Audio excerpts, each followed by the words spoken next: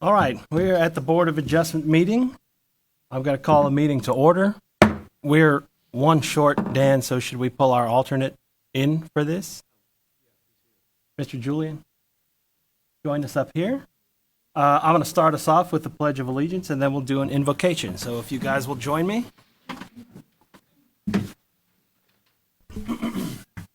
I pledge allegiance to the flag of the United States of America and to the republic for which it stands, one nation, under God, indivisible, with liberty and justice for all. Ms. Strickland, you lead us in invocation. Lord, we just thank you for another day. We thank you for the ability to come and gather together. And though sometimes we have to make hard decisions, we trust that every decision that we make has already passed through your hands. We just pray for discernment and wisdom, and we just pray for Andrew. Amen. Amen. All right. I believe we've had the agenda made available to us. Are there any amendments to the agenda? If not, I'll entertain a motion to approve it. I'll make a motion we approve the agenda as written. All those in favor of approving the agenda as written, raise your right hand. That's everyone. We've all also got a copy of the minutes from the January 23rd meeting. If there's no discussion about them, I'll entertain a motion to approve those. I'll go ahead and make the motion that we Okay, all those in approve the favor of agenda. approving the minutes from January 23rd, raise your right hand. That's approved.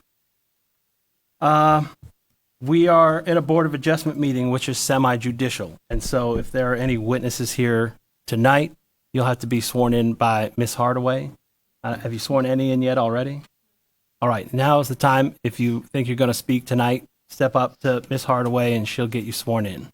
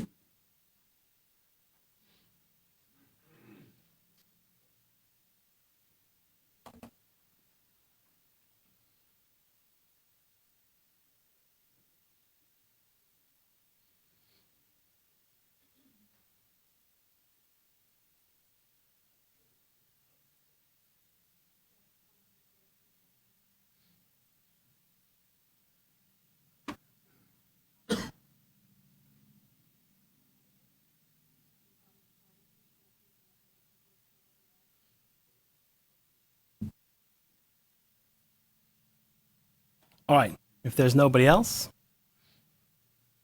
if it's all right with you, Jeff, we'll probably start with the new business, since it's a little shorter. Our first new business is a variance application that Jeff's going to present to us. I think I should open the public hearing before he does that.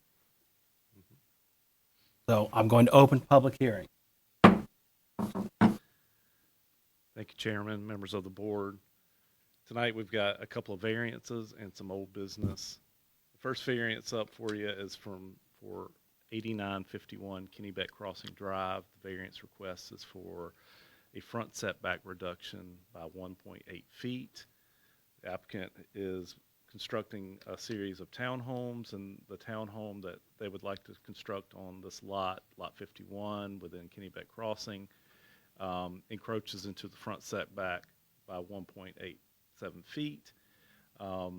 There is as you can see on the screen here, the right of way for Kennebec Crossing Drive sort of has as it's turning. There's a curve there, and to create the townhome and fit within the 20-foot setback, they're going to need to request a variance from that front setback.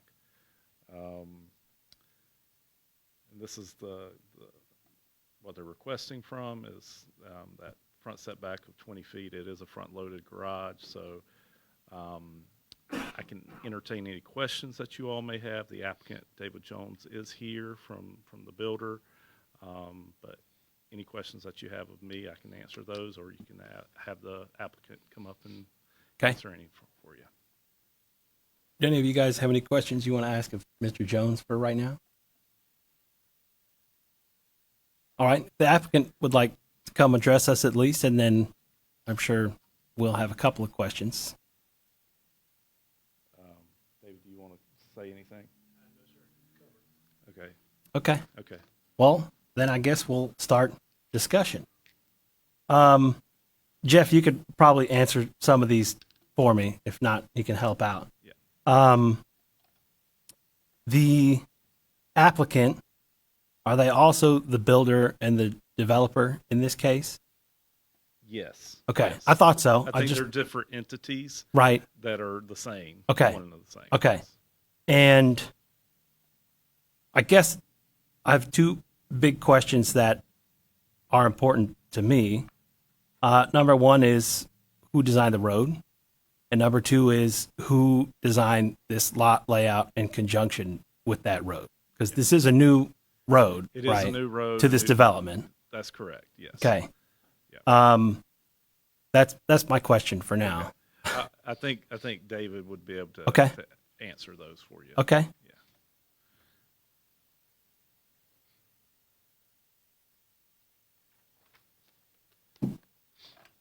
As far as the project was engineered by ESP, our engineer of record. Okay. And then as far as the homes were designed by our building team, Roebuck Homes, Okay. which were actually designed after the project was engineered. Okay.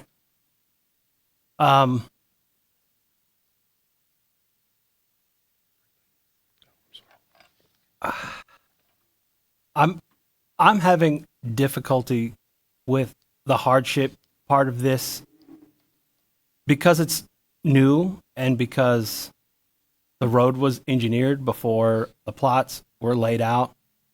It seems like they could have in this case been planned to work within the setback.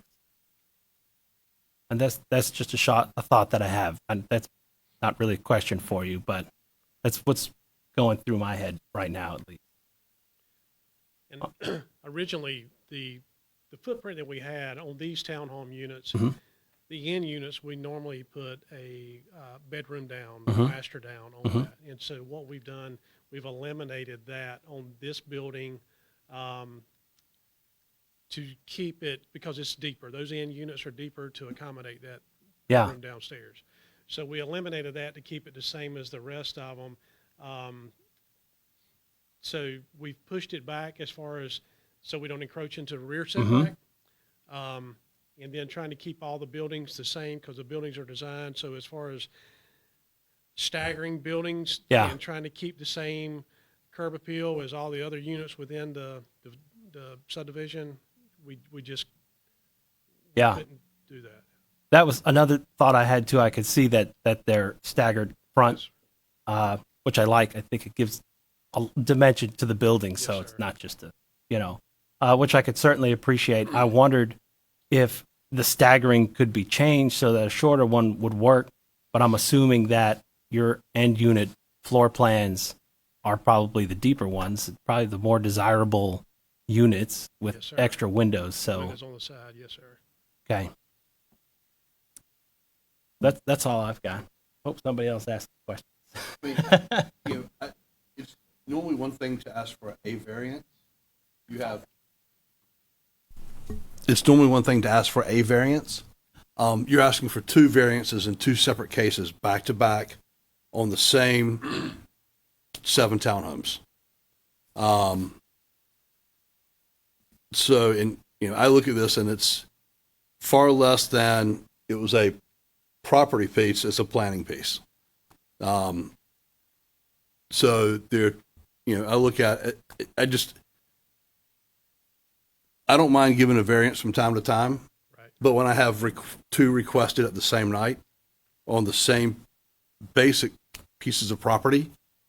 You know, an answer could be, let's take out one townhome and you have 6 and you have plenty of room for it, not 7. Therefore, the variance isn't required. You meet the standard for how this was designed. So that's just part one in my head. Why is that street, and of course this is in the next case, why does that street have a funky little cutout on Kennebec Crossing? Because if that was not done, would that not have changed your variance at all? This area. Yep. It's on-street parking on that one.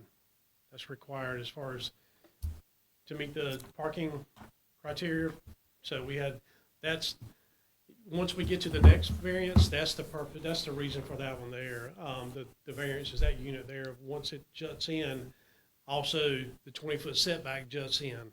Mhm. That's what's creating the issue on that one.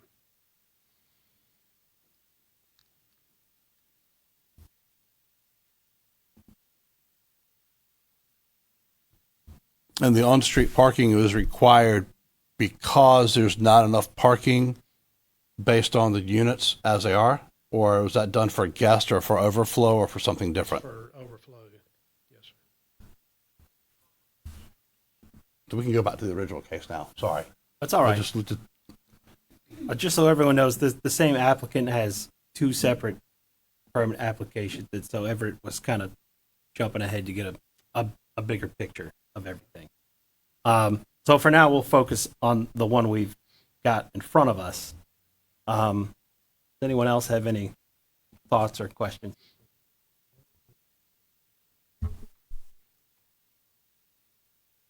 Okay. Thank you very much. I appreciate that.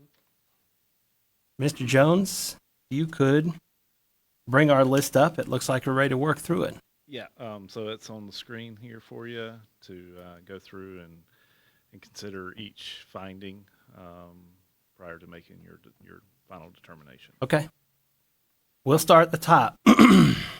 A is an unnecessary hardship will result from the strict application of the ordinance.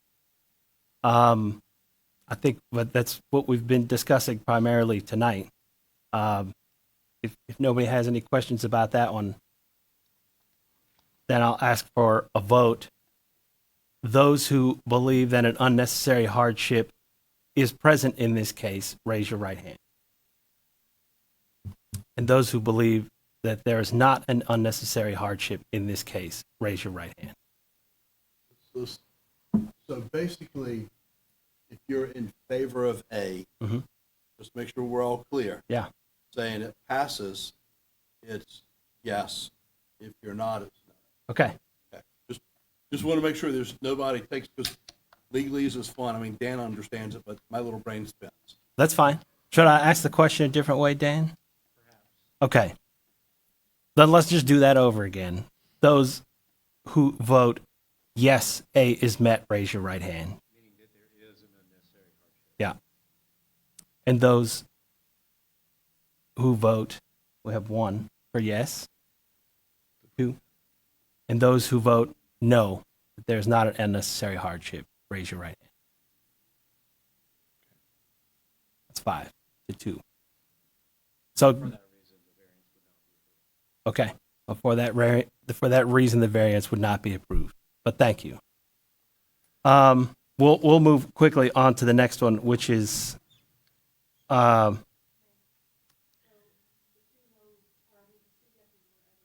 yes, yeah. I'm okay with public hearing to continue it for this one, or should I close this one and open it again for the next one? Okay, so we'll close the previous one. My apologies, I should have done that a little earlier. Now we'll open the public hearing for item 2, which, if you'd like to just show it to us. I'll give you the background. Thank you. Thank you, Chair, members of the board. Your second variance application is for property at 8935 Kennebec Crossing Drive. The request is to reduce the front setback by 3.83 feet. This is the property here and highlighted in red. this is the site plan that was submitted. You can see the 3.83 feet here in the corner that is being requested to have a front variance setback. Okay. And I can answer any questions that you may have, and or the applicant is here to answer any that you may have. Okay. Does anyone have any questions about this one? All right, and I think we'll move to our list. Okay. All right, we just did this a minute ago, so. Oh, please. Thing. Yeah. So this variance is being requested mainly to accommodate for overflow parking. Is that correct on this side? I think what has occurred is that there was parking, on-street parking, that was designed as part of the overall project to meet the town's parking standards, which created a situation where the right-of-way jogged to capture that on-street parking. Mm-hmm. And that jog in the right-of-way has created this indentation Gotcha. that the proposed townhome cannot meet.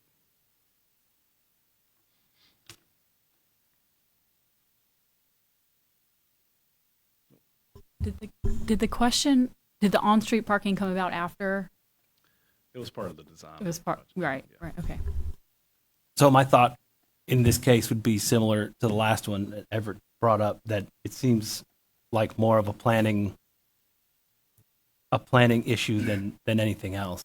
And just to clarify, no one in the audience signed up to provide evidence or testimony in either this case or the prior case, just for the record. Okay. Well, I mean, at this point, if the project's not built, there's really nobody living there to testify on one way or the other. That nobody would have standing. I think So this there is- may have been one, on the previous case, I think there may be one unit across the street Okay. that is occupied. But yes, you're correct. Yeah. There's not really anyone. Okay. So the overflow parking is going to happen irregardless, correct? Yes. It's the- really just yeah, if we the can street put is the. designed, the parking, is there.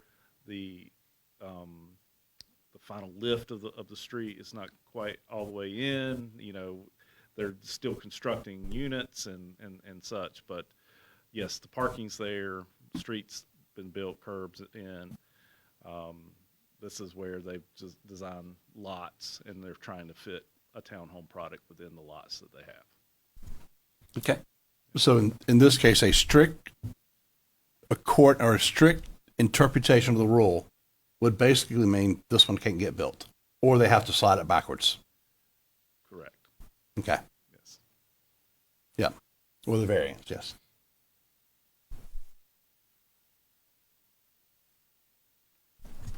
So between where the lot is, so I guess going east-west, would it be able to be backed up?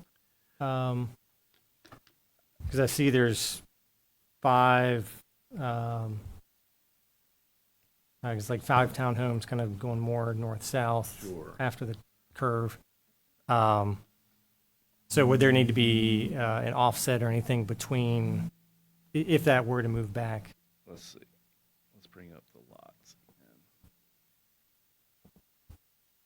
So in this area right here, is that what you're talking about? Yeah, yeah. So the lots themselves will not necessarily change because those have been platted, and what they're trying to fit is a product within those lots.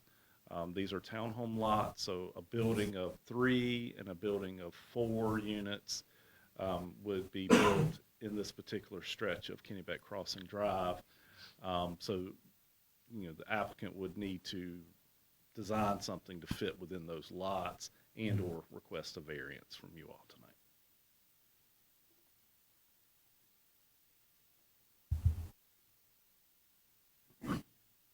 We would move that one back. How far would it be? Well, again, they would fit within the envelope that they have and the setbacks that are required, and the setbacks would be, you know, from the rear 15 feet. So they're still going to be within that setback unless a variance is given for a rear setback.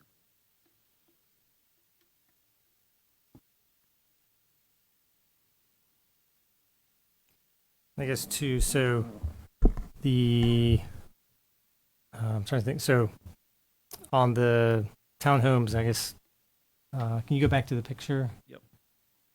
So the ones above the red, there's a gap. I guess there's 4, and then there's 3. There's a gap here. Does that gap need to be there, or could they Um, slide things closer together? So, there would need to be a replatting of the lots. okay. Question is, does the gap need to be there? I think the gap was there because of a product that they were planning to build, a 3-unit building. They don't appear to have 7-unit lots there, 7-unit buildings. Could that be done to accommodate something without a variance? Possible. There's no, unless there's some sort of drainage easement that I don't show on this map here of why that gap is there. It may be just from aesthetic reasons and setting up a product line for 3 and 4 unit townhomes. In the spirit of that question, to the best of your knowledge, and I understand you might not have an answer to this, but I'm curious to know if there's a fire code or some other building code that would prevent this same floor plan of a building from applying for a variance to the back that would cause a problem between the other set of 5 buildings. So if this area here were reduced down If the- between the buildings, If the plat size was kept the way it was, right. and rather than a front variance, they slid the building back, and I understand that they're pretty much against their rear setback. If they applied for a rear setback variance, would that cause any problems with the other set of 5 buildings? It seems like it would be far away enough, but Yeah, I'm I just think curious. there's probably fire rating walls that can happen that would allow for buildings to be closer together. Yeah. As it is, between a 5-foot side setback and a 15-foot rear setback in Yeah. this particular case, they're 20 feet. But there is a gap. There is a gap. If this is accurate, there is Yeah, whatever that gap is, whatever that distance there is, Yeah. plus the 5 and 15, it's probably more like 20, that may be like a 10-foot gap. Sure. So it's probably like 25 feet between the buildings now, between the setbacks. If they're reduced down, let's say 5 feet on that rear, there would still be a 20-foot separation. And that's pretty typical of Okay. separations. I guess the thought is one variance creates another variance creates another variance. If you request one way or the other. I would imagine having the division would allow trash cans and stuff to be pulled from the back to the front, because I don't see any dumpsters in this platform either. So therefore, everybody has a bunch of trash cans. So you don't want to have an 8 or 9 unit building. So, and then I think we're only allowed 6 continuous buildings or units. That may have been in the ordinance in the Yeah. past. I'm not sure it's. So, this is the point of squeezing every square inch into what's possible.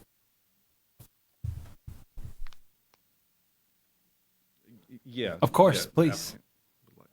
If you, I didn't mean to interrupt you, but I would ask you, to use the microphone because it doesn't get recorded otherwise. So just to add to that, as far as, that's a great idea as far as pushing back, but unfortunately, there is a 20-foot easement off the back. There's a storm system, pipe and drainage system off the back of those lots there. So there's really not necessarily an opportunity to push it back. Just wanted to clarify that.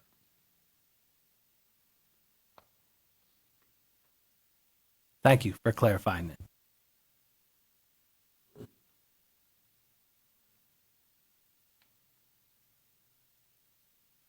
All right.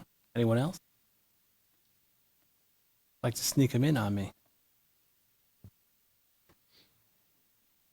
Okay. Let's move to our All right. criteria. All right. So, if we are ready to vote now, then those who would vote yes to A, an unnecessary hardship, would result from the strict application of the ordinance, raise your right hand.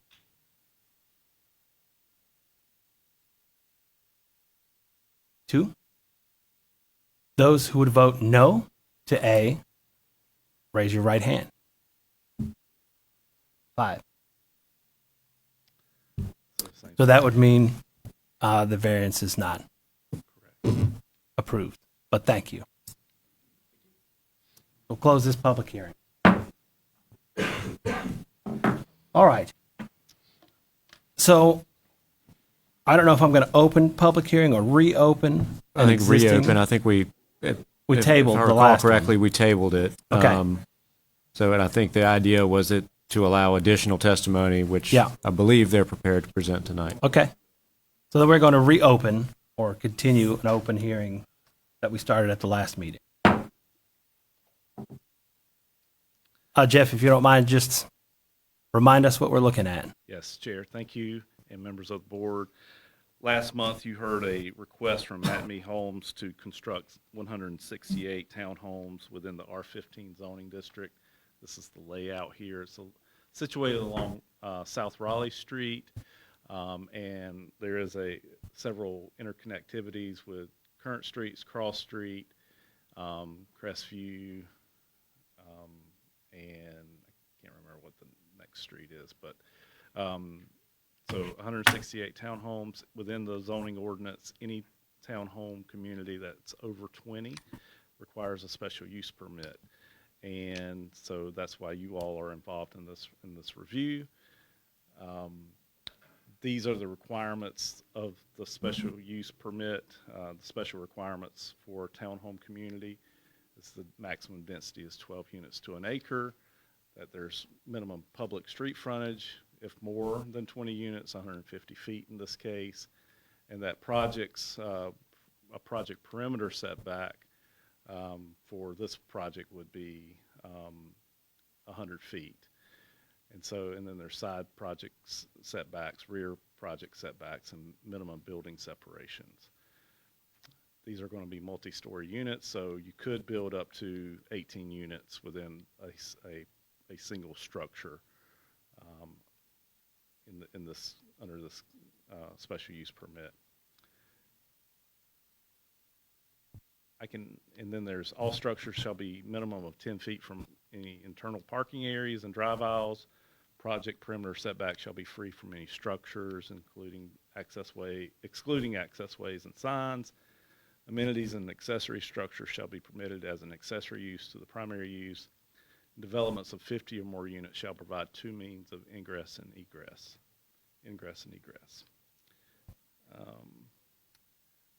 Here's the properties, pretty much here. This is Raleigh Street here. It's currently a vacant agricultural use. Again, our zoning is R15. In R15, townhomes are permitted use, but then when you go to the requirements for townhomes, any number of units over 20 would kick this into a special use permit. And this is our future land use plan. It calls for medium density. If we recall from some discussions we've had this year, medium density is usually around 3.5 to 4.5 units to an acre or so. I think this one may be a little bit more than that. And then I can answer any questions that you have. Again, this is a continuation of the public hearing that you started in January. I know the applicant has brought some additional folks to be able to answer any questions that you all may have. They may have some things that they want to say before questions, and I'll have you all ask any questions of me and or bring them up. Sure. At this point in time. Okay. Does anyone have any questions for Jeff right now? One thing is I was bouncing back through. I'm just going to start screaming, make it easier for me. Looking back through the technical reviews, there are 3 owners of record. One is listed as the property is zoned R10 and R15. One is R15, and the other one is general commercial. I was having a real hard time finding R10 in any of our maps in this piece of property. Yeah, let's go back to I think there may be some of this right here. Okay. This is some R10 that has sort of bled over the property line. I don't know if that's necessarily true to form or a digitizing error from GIS, but in their application there is a slight R10 area, although their townhome project is mainly within the R15. Okay.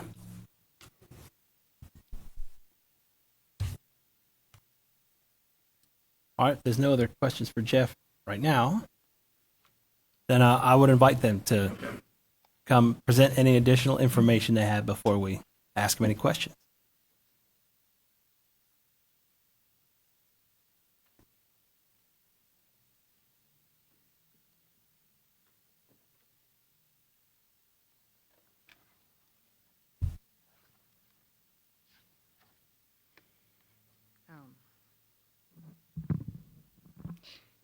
Good evening. My name is Ashley Honeycutt-Terrazas with Parker Poe, Adams and Bernstein in Raleigh. And just to make sure everything is clear in the record, I'd like to make a motion to reopen the hearing. Just make sure that's open. Yes. Okay. So I'm here on behalf of the applicant. As Jeff talked about, as y'all discussed last month, this permit is for a proposed development of 168 townhomes on 2 parcels totaling 31.37 acres between South Raleigh and Cross Streets. Site zone R15, which we just discussed, which is a district in which townhomes are permitted subject to special requirements in UDO 4.2.10, including the requirement that if more than 20 townhomes are proposed, the plan requires a special use permit. And as such, the use must meet the criteria, the 5 criteria in Andrews UDO section 15.3.2.3. And as the applicant, we have to meet our burden to present competent material and substantial evidence on each of those required findings. So there was a lot of testimony given about this case last month, and thank you, Mr. Mayor, and Dan and the board for guiding that process. But what I'd like to do is to quickly clarify how the applicant's evidence relates to the required findings of fact, and then offer some additional evidence related to transportation, as the board encouraged last month. So I have 3 witnesses here tonight prepared to testify in person. Michael Roselli, a professional engineer, will be testifying to factor E, ordinance compliance, B, health, morals, and welfare, C, adequate public facilities. He's going to be talking about a little bit, clarifying some things about the site layout, safety, plan conformance to the UDO, utilities, access streets, drainage, sanitation, and those other necessary facilities. Nathan Boquin, also a professional engineer, will be testifying to factors B and C and D related to the adequate site access and transportation impact. And then George Young, the developer and licensed real estate broker, he's going to be testifying factor A, integrity or character of the surrounding or adjoining districts. So first, I would like to call Mr. Roselli.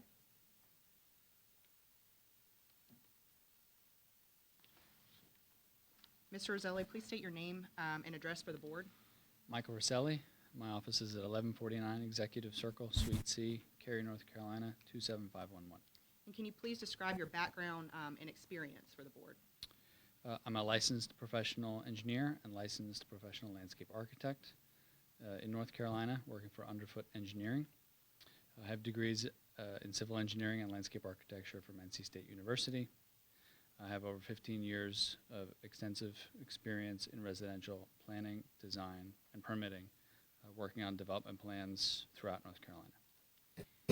And at this time, I'd like to tender Michael Roselli as an expert in the field of civil engineering and site design.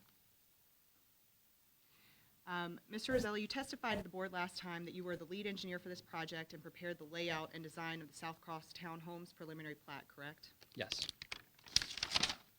And you testified last time about all the technical aspects of the plan with respect to finding of fact E. Does the plan conform to the applicable regulations of the district in which it is located? Yes. We met with the planning director to discuss the direction of the project, brought designs through 2 rounds of technical review to address all technical comments by town staff. As previously discussed, in many respects, the project exceeds UDO requirements. The plan provides over double the required open space.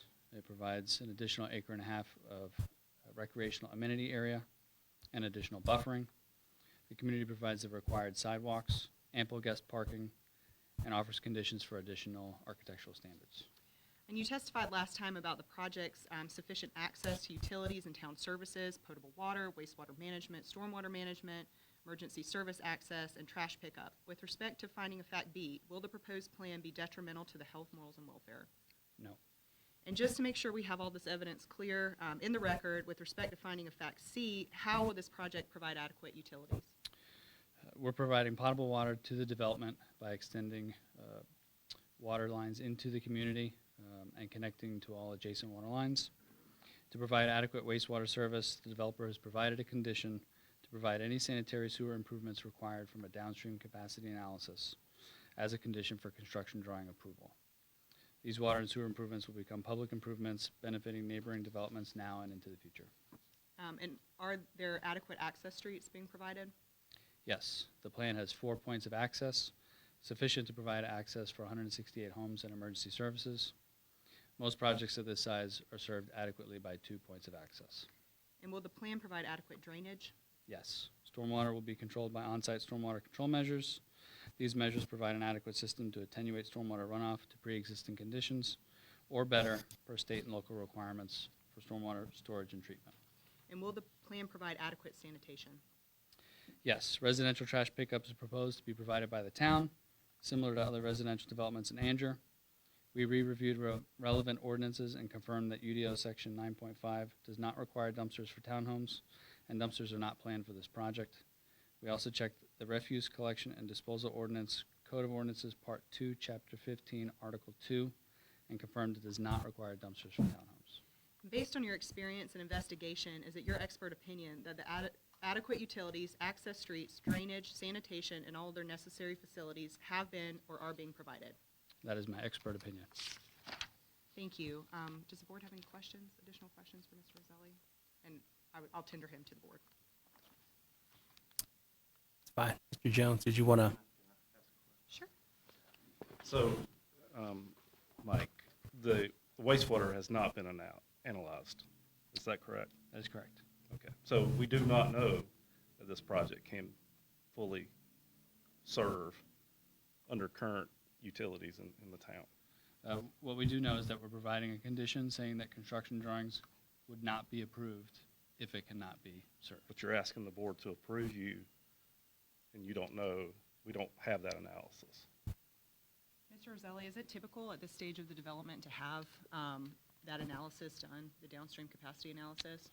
No, typically we do that at time of construction drawings. Okay, and so with this condition, will that ensure that the project will have adequate access to sanitary sewer? That is my expert opinion.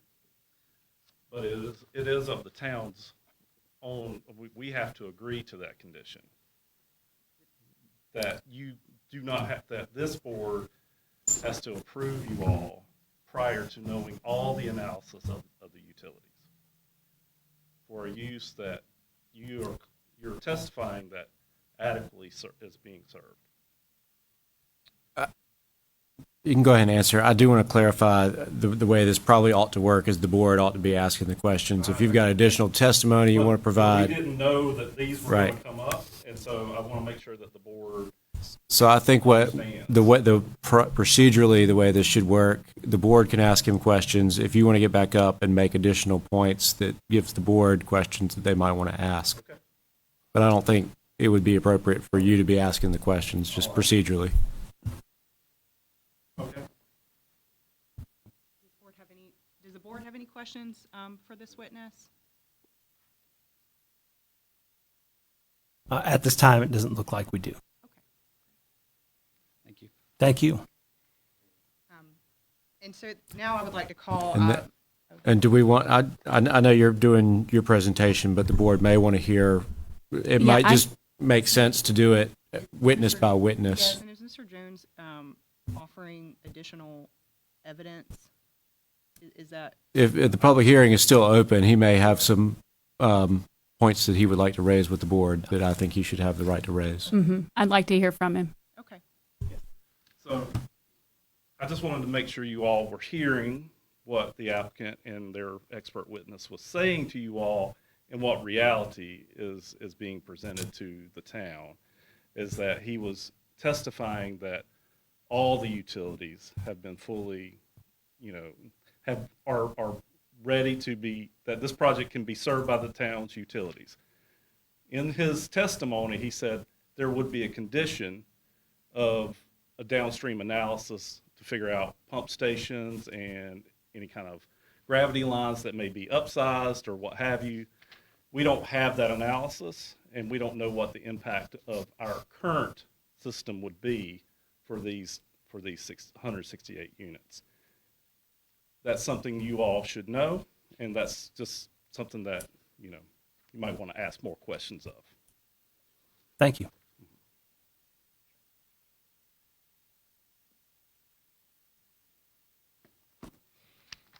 And just to clarify, the standard is adequate utilities have been or are being provided. At this time, I'd like to call Mr. Nathan Boquin to the stand. Mr. Boquin, can you please state your name and address for the board? Yes, my name is Nathaniel Boquin. My office address is 621 Hillsborough Street, Suite 500 in Raleigh, North Carolina. And what is your background and experience? So I'm a professional engineer with a specialization in transportation engineering.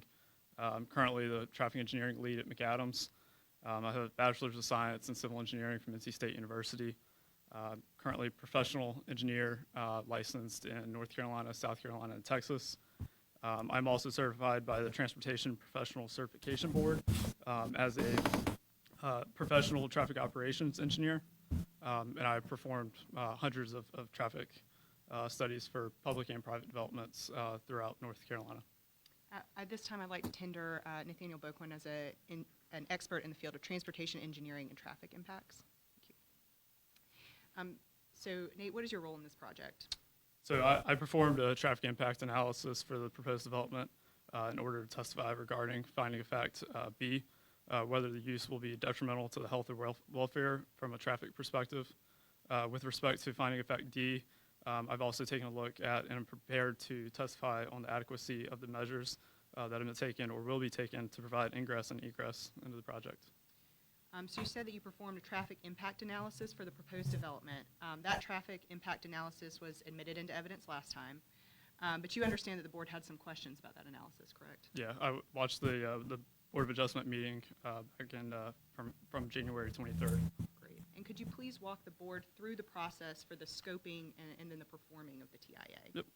Yep. So we began the traffic study by scoping our assumptions and the general study procedures with both town staff and NCDOT representatives. We conducted the scoping meeting on April 17th, 2023 with the town's previous planning director, the town's engineering reviewer, and the town's public works director, as well as representatives from the NCDOT district office, the NCDOT division traffic office, and the NCDOT congestion management group, which, if you're not familiar, that group kind of acts as a central reviewer on behalf of NCDOT for kind of some of the more intricacies of a traffic study such as this. Following that meeting, we distributed a scoping document that was sent around on April 20th, 2023. That summarizes all of the discussed assumptions, and that document was agreed upon by both the NCDOT district office, the town's engineering reviewer, Mr. Bill Dritzler, as well as Mr. Jimmy Cook, town's public works director. The scoping step is a requirement of your UDO, section 9.1, to confirm that all parties are in agreement with the general study assumptions prior to the completion of the study. Following that scope approval, we then move forward with the traffic counts, traffic analysis, and finalizing the TIA report. I believe there were some questions regarding the trip generation at the last meeting. So our study utilized the Institute of Transportation Engineers. You might hear that referred to as ITE.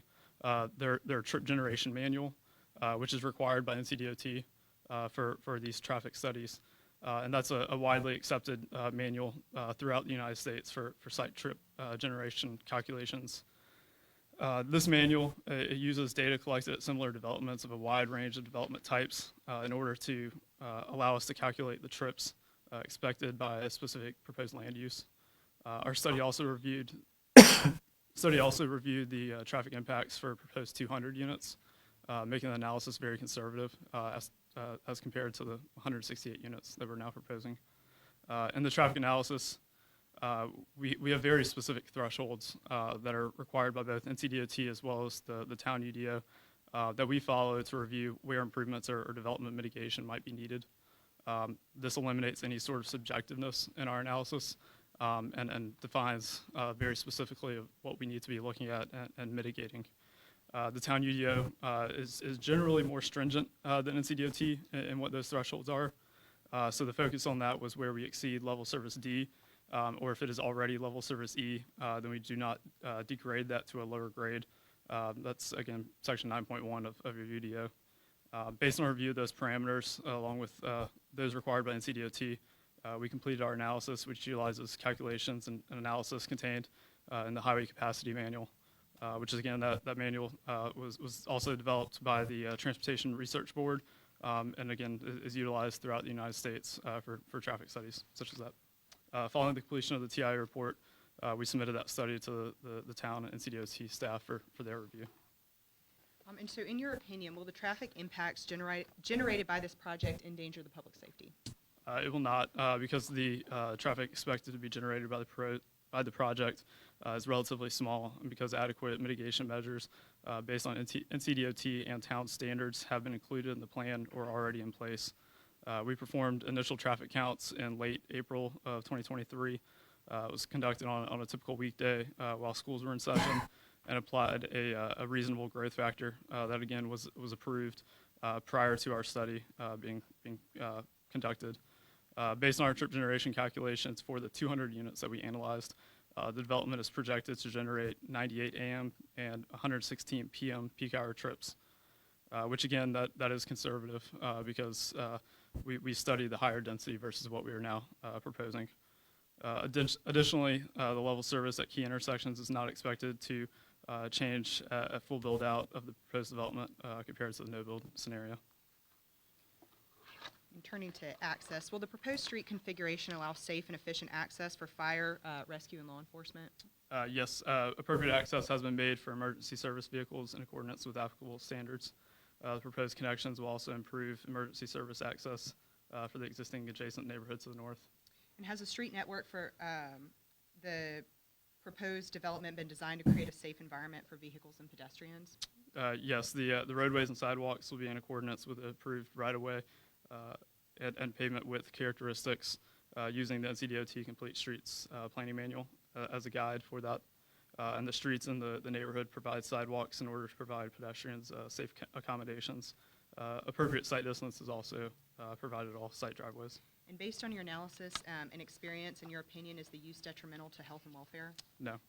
And no, we're going to talk a little bit more about access. Have you reviewed the proposed plan for access, ingress, and egress to this development? Yes, I have.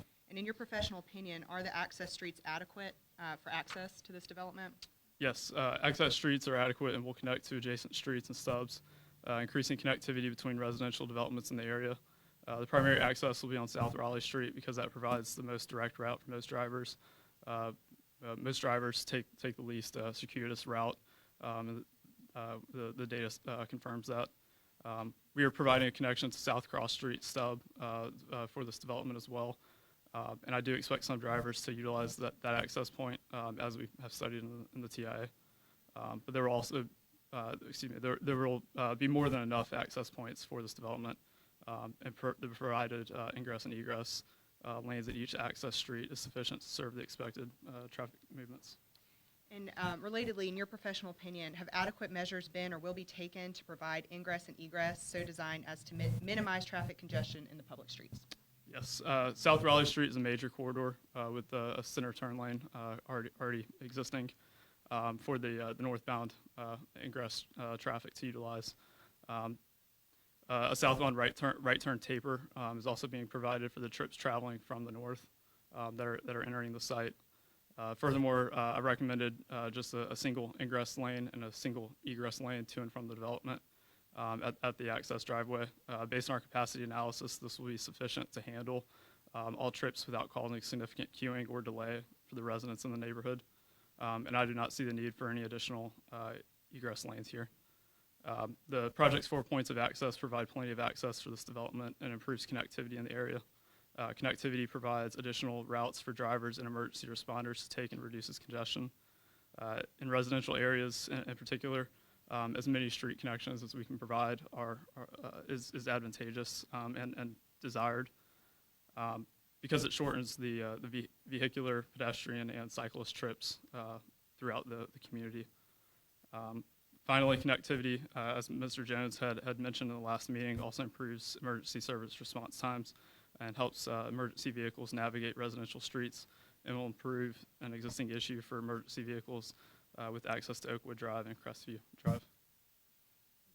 Those are all the questions I have for this witness, and I tender him to the board for additional questions. So when you reference South Cross Street, one ingress and one egress, is that just the road itself? You're not making any improvements at that intersection? Or So are the, you? The one egress, one ingress, that was on South Raleigh at our driveway there. No, you'll have recommended by developer South Cross Street, is what it says. Construction and extension to South Cross Street.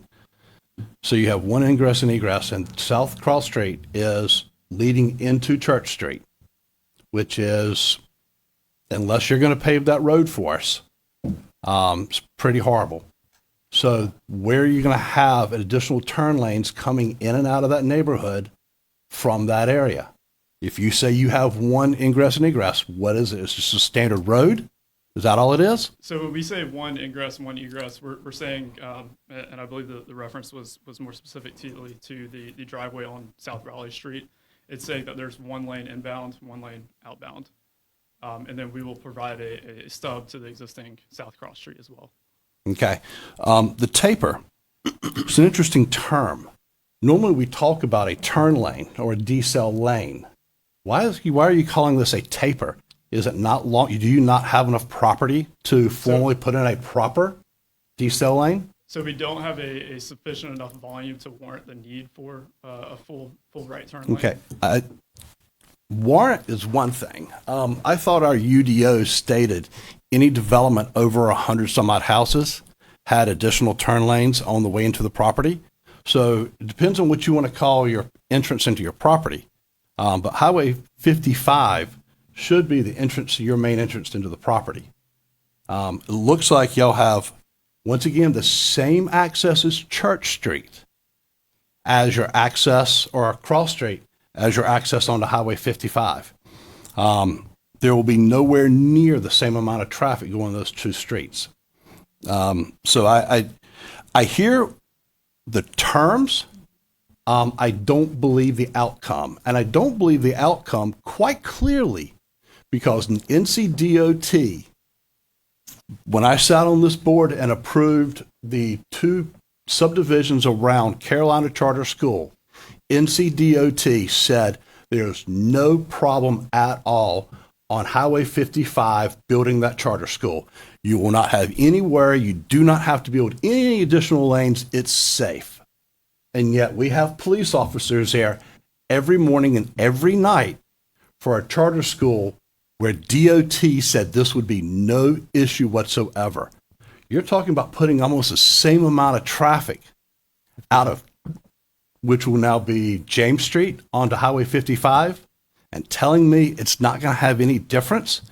I mean, I wonder how many police officers we're going to have there. You also talk about traffic inside that neighborhood because y'all refuse to put trash dumpsters. You're going to have trash trucks driving around that neighborhood, picking up possibly 2 trash cans per unit, 350 whatever trash cans, taking multiple hours driving through there along with school buses coming in and out of that area, plus the rest of your traffic. There's no way getting in and out doesn't do anything but divert. You said it yourself, or actually, I think you said it, about people doing whatever's the least way to get out. What you're going to have, instead of heading out James, you're going to have people jumping through 2 small neighborhoods, residential neighborhoods, to try to get 20 feet down, 50 feet farther down the road, because you didn't build the proper access onto Highway 55, which also is dead across from MacIver, which happens to be our elementary school. So what we're doing is we're creating multiple bottlenecks at the edge of an elementary school, which already has tons of school buses, tons of trash trucks coming up and down on the weekend, construction trucks coming around the corner. And now we can only get a taper coming off.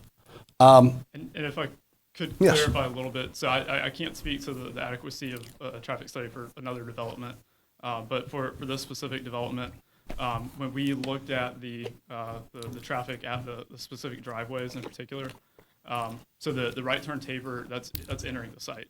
So that's traveling southbound on Raleigh Street, turning right into the project. And so that's more or less for safety precautions to allow folks that are slowing down to get off of the main travel lane. Exiting the site, which it sounds like might be your bigger concern, that was a big part of the actual traffic study itself, and looking at the capacity, looking at the delay, and looking at the queues for that approach. I can reference as well for you if that would be helpful, the delay that we were looking at. On the eastbound approach, which is exiting the development on Raleigh Street, or at Site Drive, the site driveway exiting onto Raleigh Street, we're looking at 16 seconds of delay, which is level service C in the AM peak hour, and 18 seconds in the PM peak hour, which also is level service C. And so based on your UDO, that is adequate and appropriate for development such as this. How'd you come up with the 16-second delay? So that's utilizing the highway capacity manual, the calculations contained within that, and our analysis model.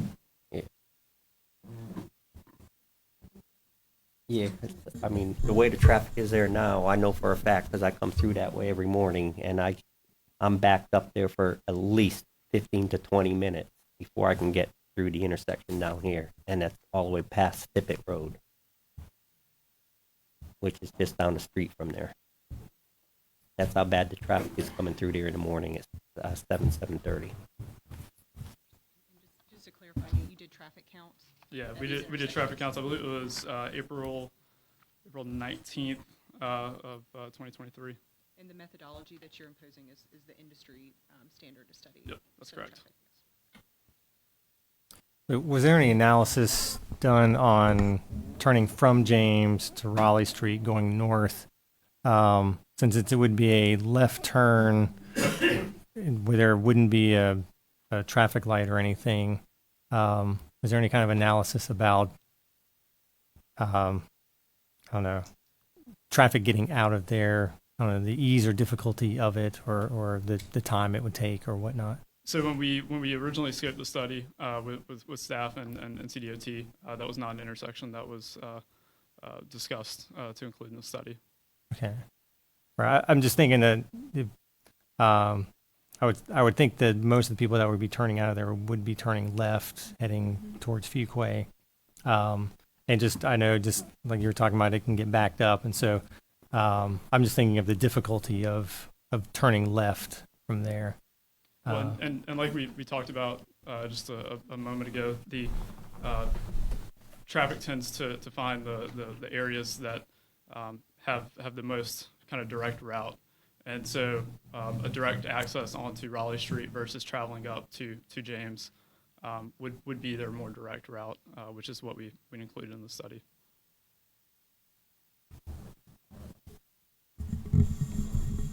Another thing, when I look at this as the entrance from James onto Highway 55, there is another piece of property there. Actually, there's two. There are two.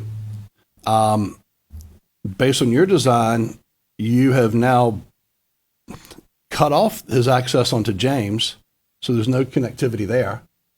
That means he would have to have a driveway onto 55 right at yours. And then there's another piece of property, which once again, your sidewalk, which should be your proposed sidewalk, only limits him onto Highway 55 as well.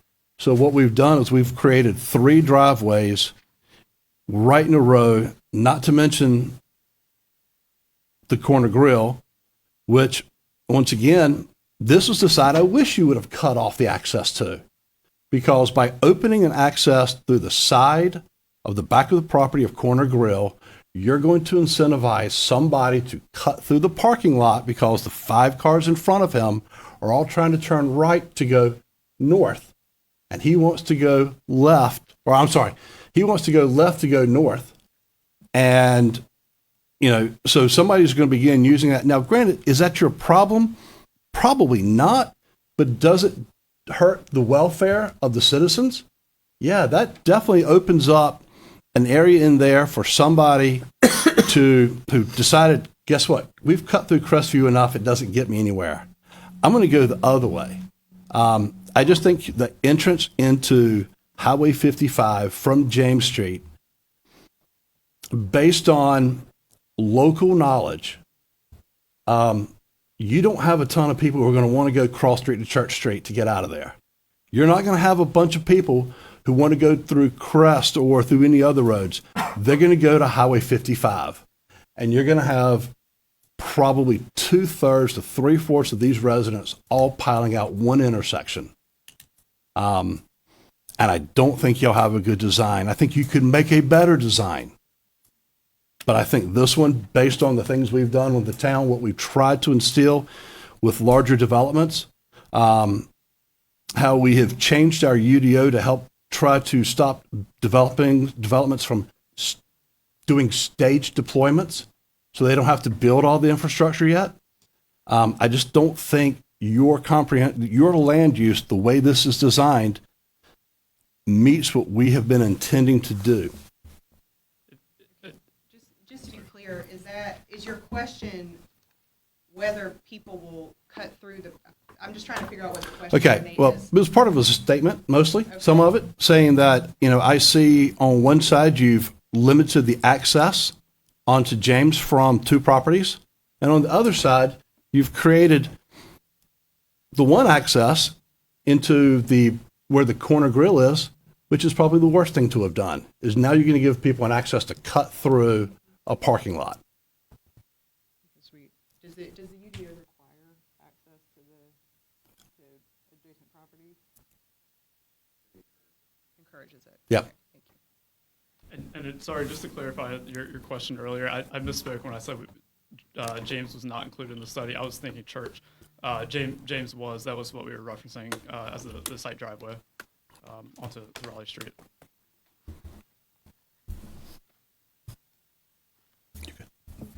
And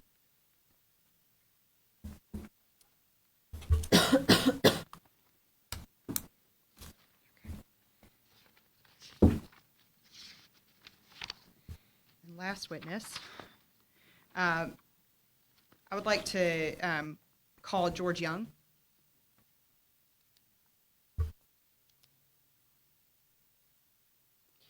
Mr. Young, please state your name and address for the board.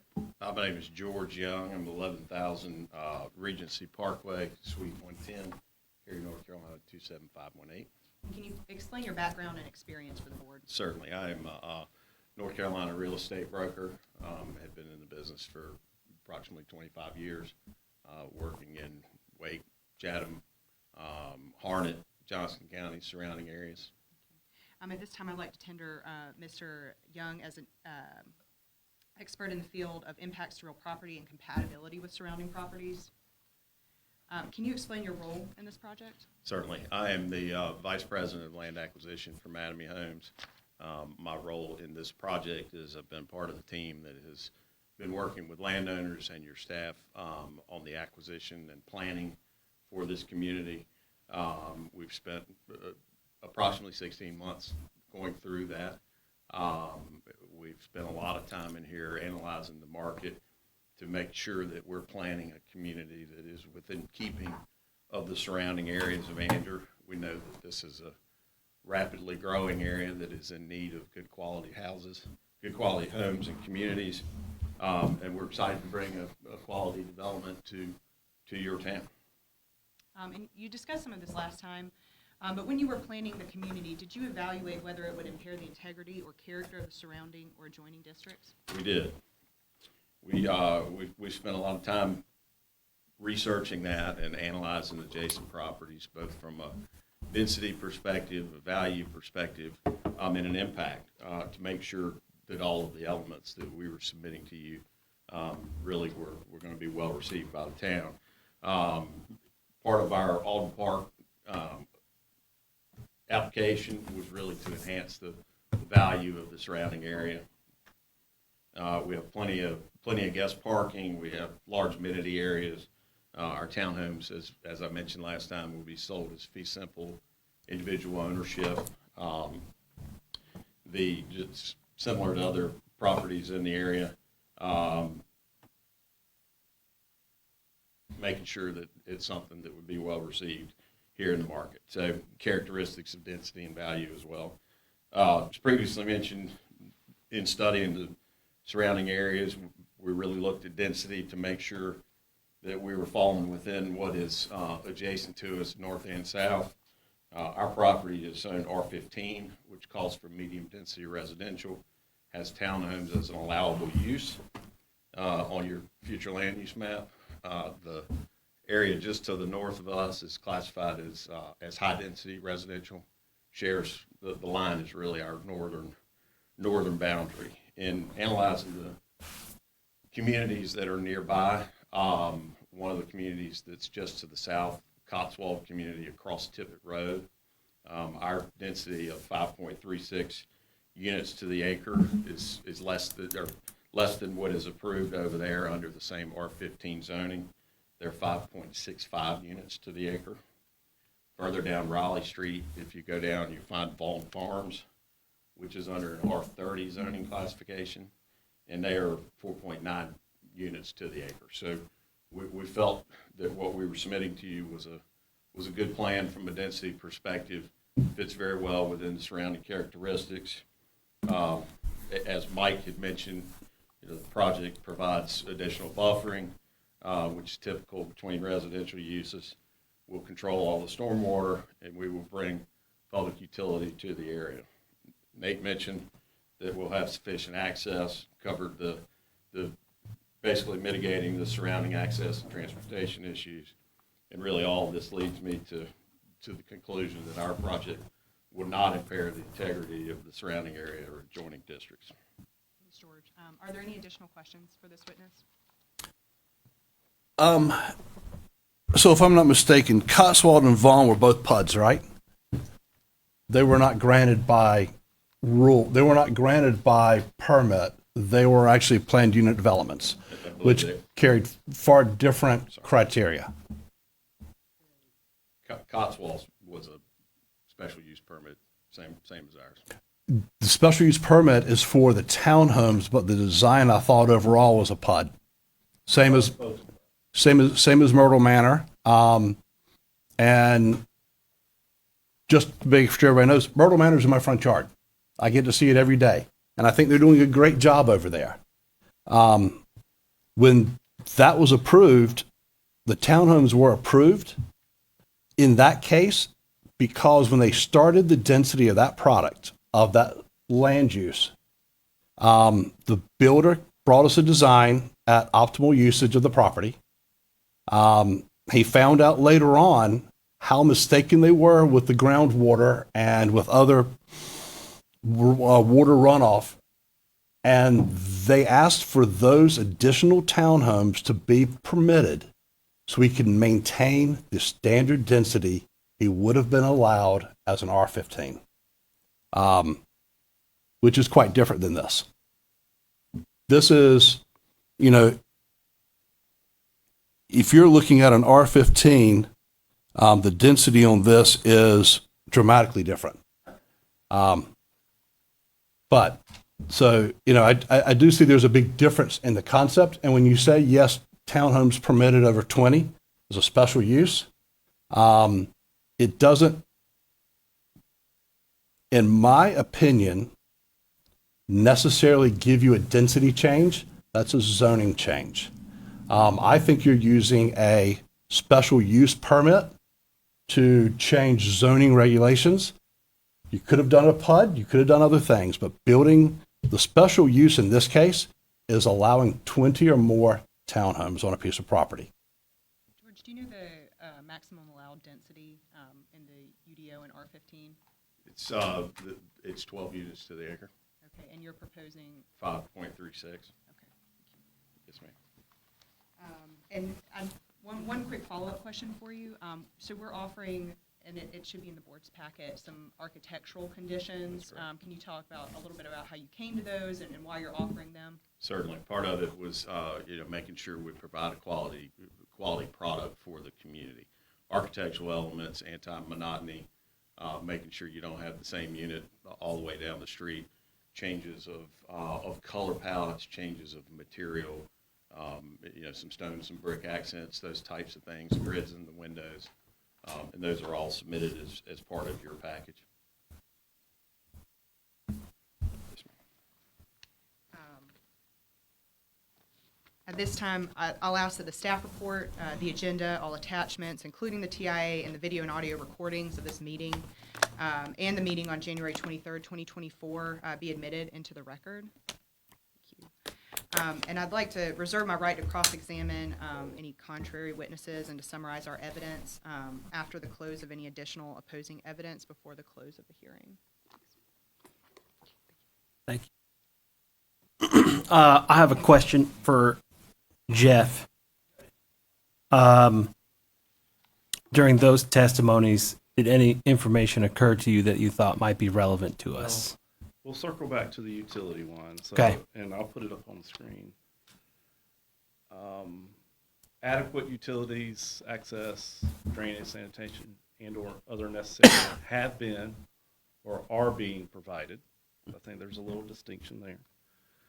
And I would ask you all to look at the traffic impact analysis and ask some questions regarding Table 6, the capacity analysis of West Church Street and West Depot Street, and how the level of service is currently existing at a D and E, and how those will go to an F. In almost every incidence, except for minor side streets, it went down. Yeah, I would ask you all to ask the traffic impact analysis engineer about And it wasn't that table. it wasn't a small change that seemingly this was proposed as a not very impactful development, and that's impactful to me to see those numbers vary. Ask the engineer how that meets the UDO.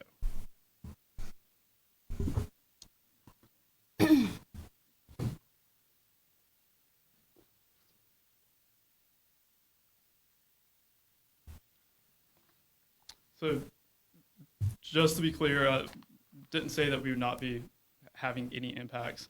We were looking strictly at what the UDO as well as NCDOT requires to be mitigated.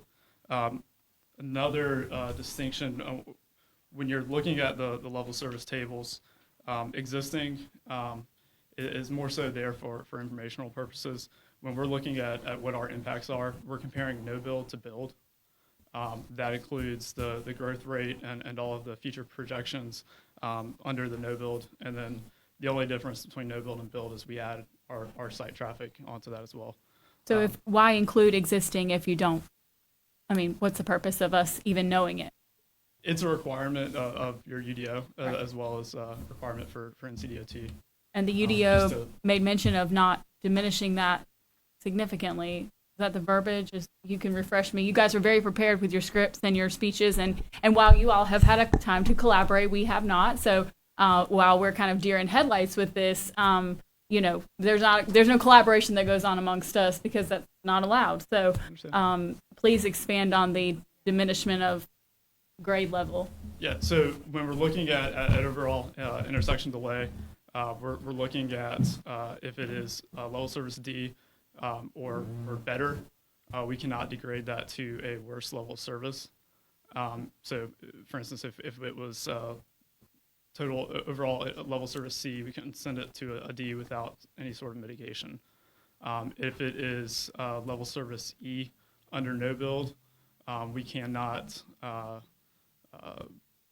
again degrade that worse without mitigation.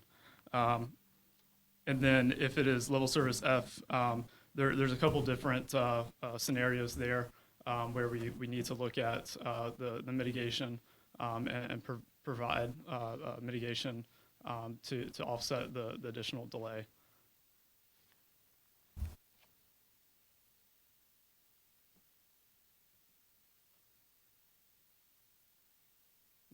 You're telling me to exclude information you've given me. So at this point, I'm having to understand that you've given me existing information and telling me not to use it in the decision. So I'm trying to understand what we need to apply, because I mean, you've So I'm just saying what our impacts are, Yeah. Which is what the UDO requires to be mitigated, is the difference between no build and build.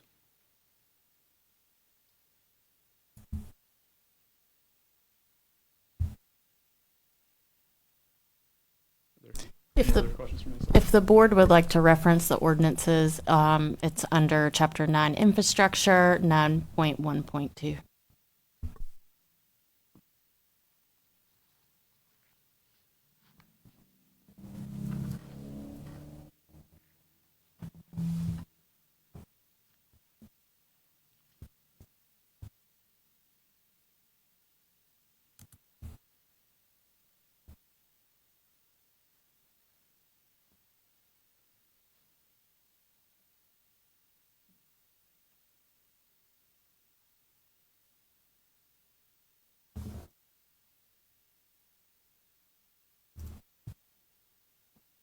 Elizabeth, where was that you were referencing?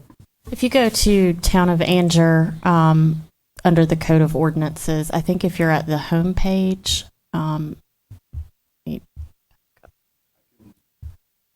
Jeff, if you don't mind reading it to them, yeah. Would save us all the trouble of Yeah. trying to pull it Thank up you on for our Sorry. computers. That's all right.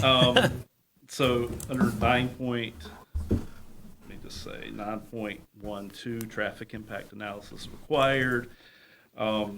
A, level of service standards. The traffic impact analysis must demonstrate that the proposed development will not cause peak hour level of service on any adjacent roadway or any intersection within the study area to fall below a level service of D, as defined by the latest edition of the Transportation Research Board Highway Capacity Manual, or where the level of service E, that is proposed development, would not cause the level of service to fall to a lower grade.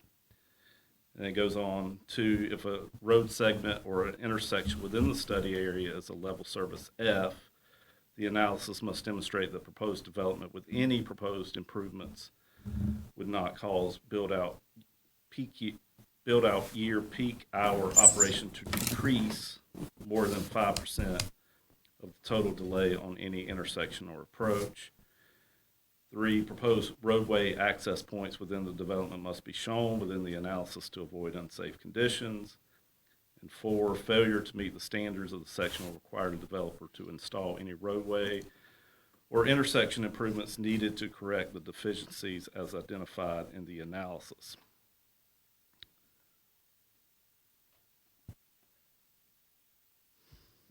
So it specifically says that build out year is applied for the difference, the impact.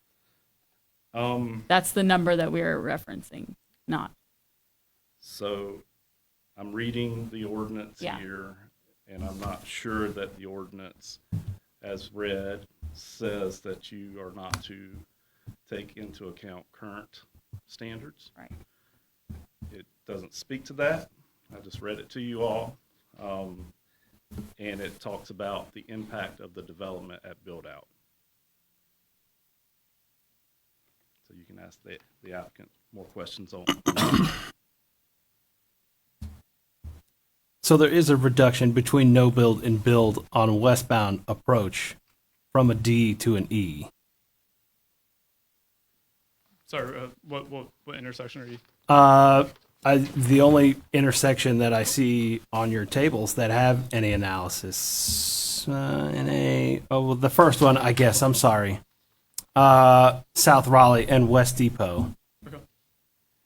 And I'm just making sure that I'm analyzing this properly Yeah, so- myself. For no build westbound at the PM peak hour, it's at a D with no build and it's at an E with build. And so I might be understanding it wrong, but I thought we were not allowed to drop down without mitigation. Are there mitigations being done, or So would when they be we- required to? When we're looking at a signalized intersection, we're looking at the overall. That's what the next column over is showing. Okay, So the E was 61 seconds to an E was 70 seconds. okay. So does the drop from D to E only apply to overall delay? At a signalized intersection, that's typically what's Okay. looked at. Yes, sir. Forgive me, I'm relatively No, yeah, new yeah. at this, so Yeah, I'm absolutely. trying to wrap my head around it. So if we're looking at overall delay, it's NA for all other intersections. So that's just a signalized intersection that has the overall. Okay, And the reason for that is when you have a signal controlling the intersection, that provides a little bit more uniform total intersection look at it. okay.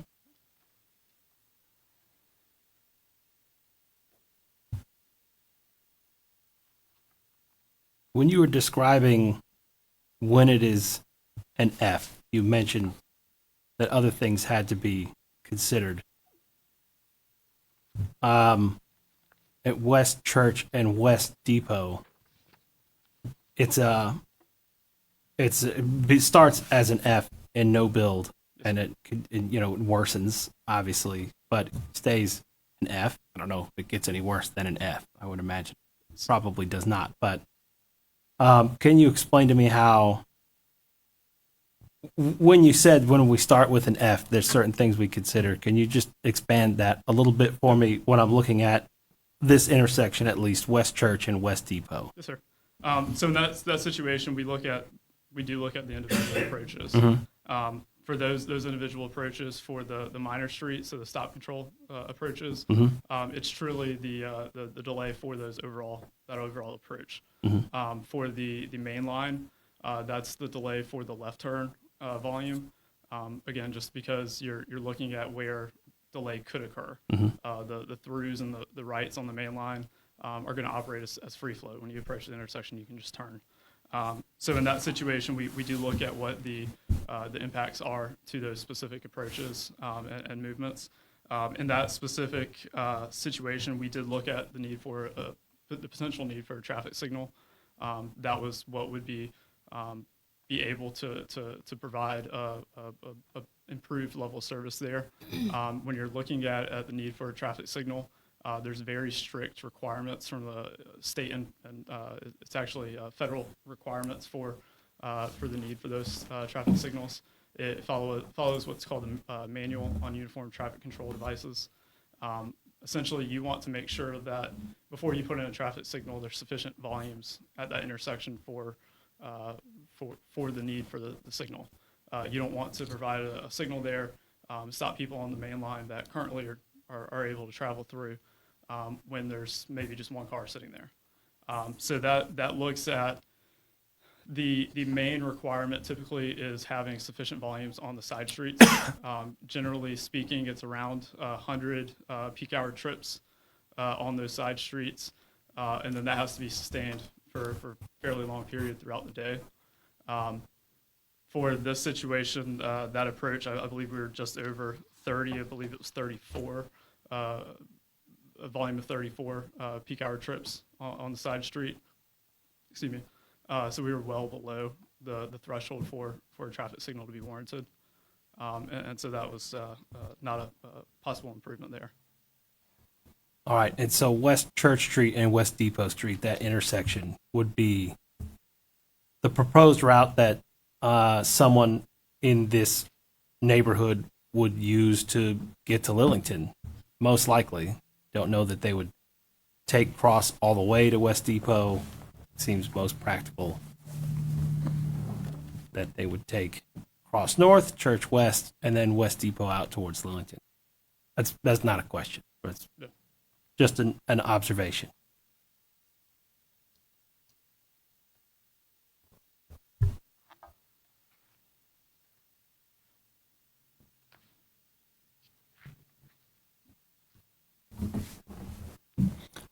So looking at table 5 for one, this is one of your primary points of entrance, one of your 4.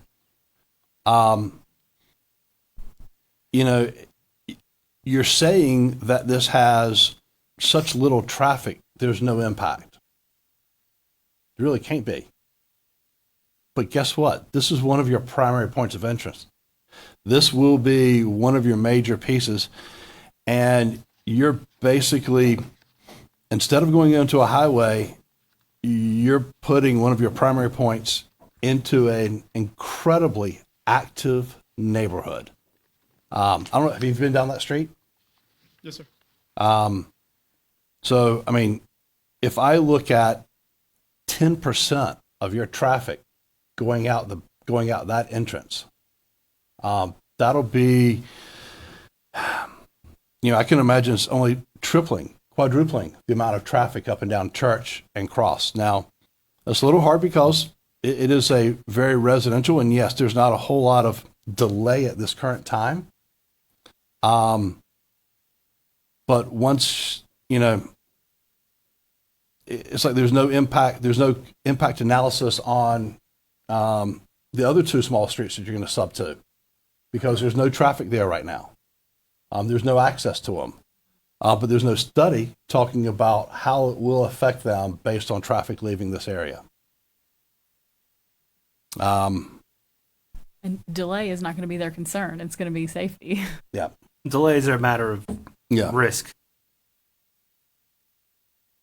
The impact to those residents is sufficient. It'll be pretty sufficient based on the additional cars going through there.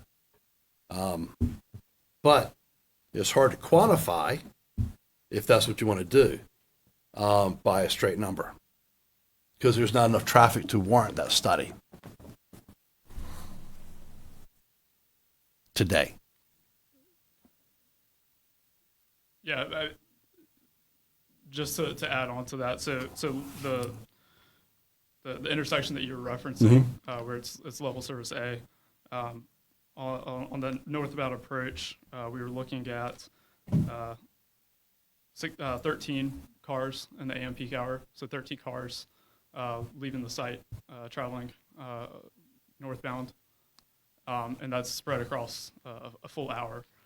So as I mentioned earlier, the benefits of connectivity, that's where this is beneficial, is we have multiple access points, multiple routes that we're providing for the folks in the community. 13 car trips out of a projected 1,400 is what your numbers show? So we're looking at the AM peak hour. Yep. So that is a 1 hour period. Okay. When you're referencing AM peak hours is 1,200. 2 hours, 3 hours? Just 4 hours? 1 hour. Just 1 hour. The peak hour in the morning. What's that? So we look at with our traffic counts between 7 a.m. and 9 a.m. and then we find what the busiest hour is within that time period. The busiest hour on the whole hour, or Yes. does a sliding? It slides. Okay. So yeah. So All right. Does your analysis, so again, looking at James and Raleigh Street, does it take into account, or I guess, based off the number of cars, the delay, any type of standard table, is there any, I'd say, projection for like possibility of car accidents?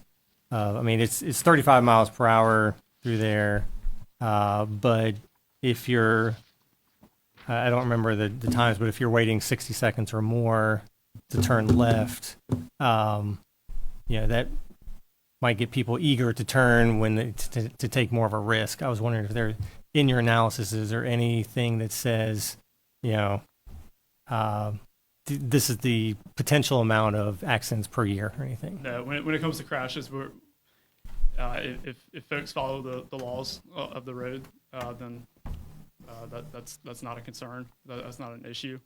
It's where folks deviate from traffic laws that those crashes occur. So we don't have a way to project those out. Okay, so there's nothing in any kind of, I guess, traffic engineering that says here's a table of, you know, if someone, you know, I mean, it's human nature to, you know, if you're sitting there and you're sitting there, to want to eventually get out, and so we take risks based off of, you know, how fast traffic is moving, how, you know, the distance between cars. So you're saying there's no table or anything that you could. Not to my knowledge. Okay. Your study doesn't also include the new developments that are going in down the street, does it? So that was something that we talked through during scoping. I believe town staff and NCDOT had some limitations with tracking down any sort of other TIAs that were done in the area. So we, in place of that, we increased our growth rate. And that was something that was agreed upon by all parties during that scoping process.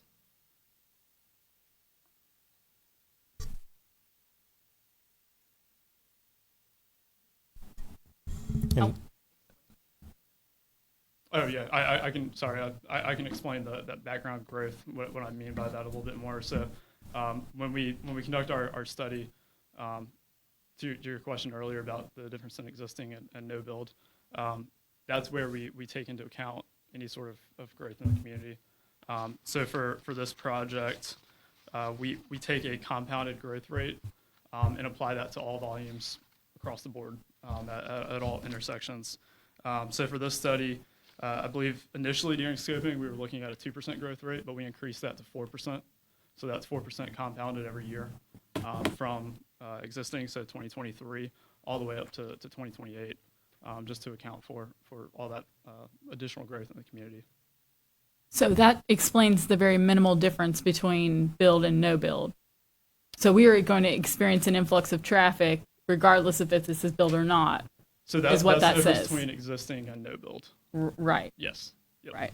Because it's seconds difference. Yes. And so that was the question I had. Sorry. Yeah. That's the difference. So we're likely going to be experiencing those Fs regardless of this build or not. Yeah. That's why we look at what our impacts are, which is what that no build to build. Sorry, I didn't explain that well earlier. And this might be a question for Dan or the board. So what's the process? So I know this is quasi judicial. Like what's the next step in the Before we process? vote, I'd like to pivot back to utilities. So that'll be, we go through that line up there of questions Okay. when we choose to vote. Right. Yeah, once you've concluded the public hearing and asked all the questions of the witnesses, she's had the opportunity to ask whatever additional questions she would like to ask. Then you close the public hearing and then you'll discuss and vote. Okay. Right. Just but beyond, I guess this board, is there other approvals that need to go through to meet before the commissioners or anything? Yeah, I'll let Joe speak to that. Yeah, so you're approving the use, which is 168 townhomes. It still has to go through all the ordinances of the town, whether it's zoning or utility ordinances or things like that. So Okay. staff would review that. Okay. Yeah. But it's clear to note that this site plan could change even after we approve There this. could be modifications to the site plan. Yeah. yes. Yeah.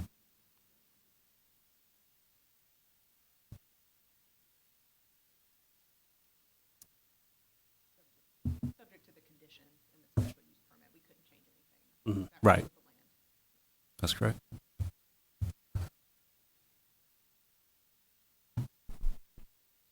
I want to go back to the discussion that was had about the potential conditions that would exist and what we would be approving without having any of them.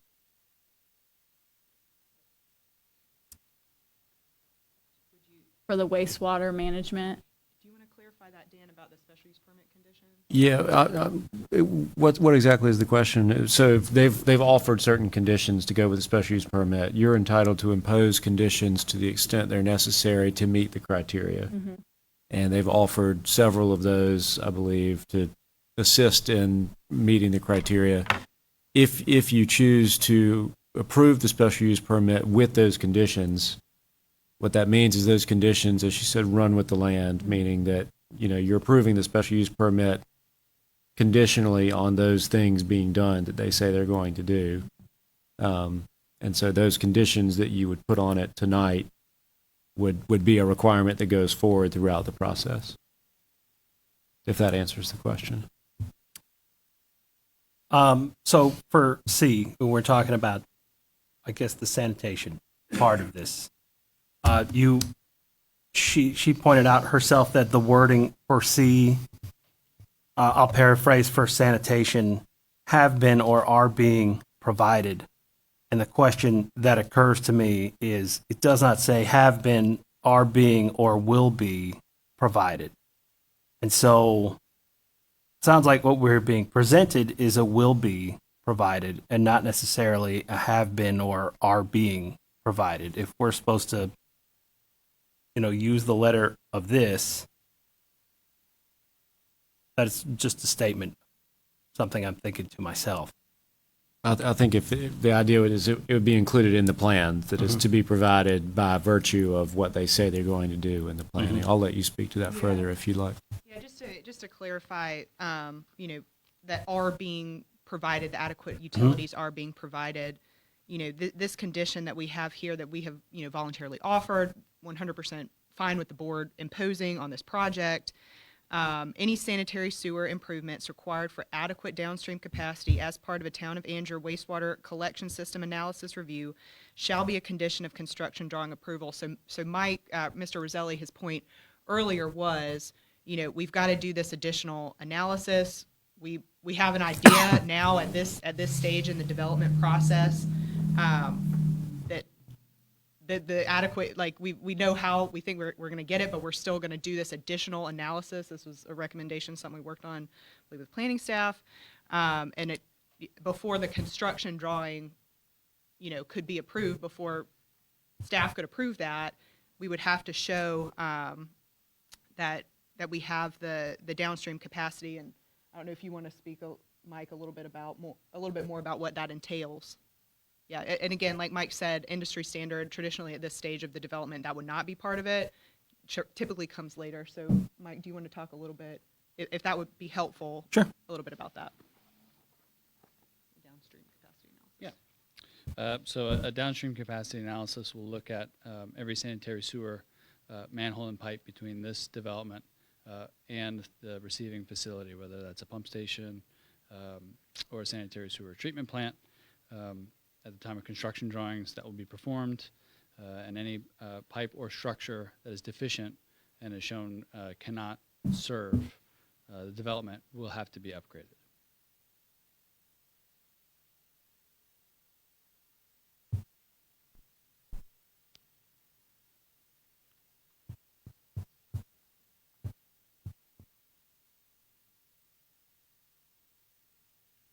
So just another, perhaps a legal question.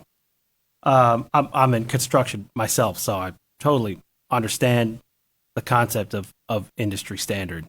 What I'm wondering, in a strict legal proceeding, such as we're being faced with right now, if industry standard meets a legal requirement to support C. Well, the legal requirement is that you find that they have provided adequate utilities.